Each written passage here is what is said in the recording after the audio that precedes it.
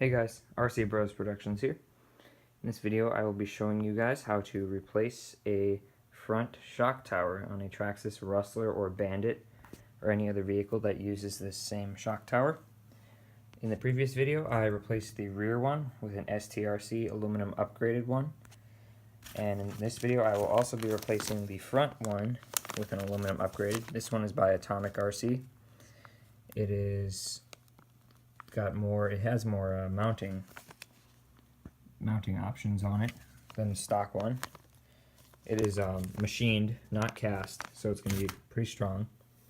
Okay, so first we're going to start off by removing the screws that hold in the shocks to the shock tower, the top of the shocks. Next, we will remove these two screws right here. Now that those are out, we will remove these two screws right here that hold in the body mounts to the shock tower.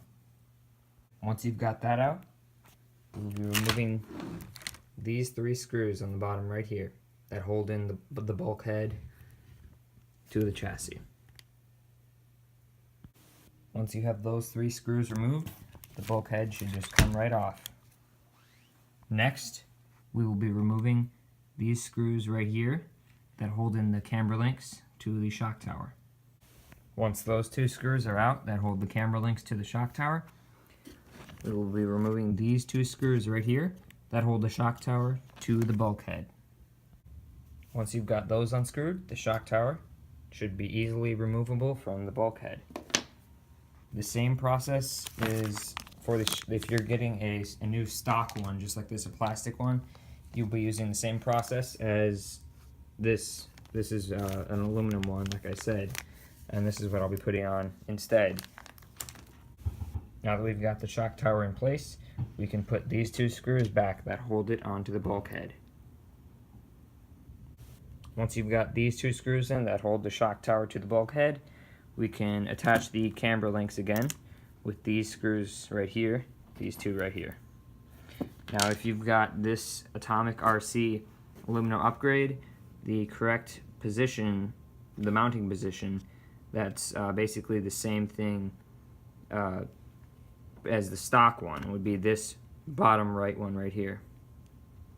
Once you've got the camber links hooked up to the shock tower, we can hook this whole thing up back to the chassis with these three screws right here. Once you've got these three screws in on the bottom that hold the bulkhead to the chassis, you can put these two screws back right there. Once you're done installing these two screws here, we're going to be installing these two screws that hold in the body mount right here.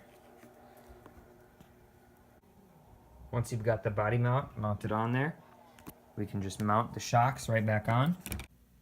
Once you've gotten the shocks mounted onto the shock tower, it's complete. Your front shock tower is installed and ready to be used. The vehicle's ready to go. Thanks for watching. Please comment, like, and subscribe.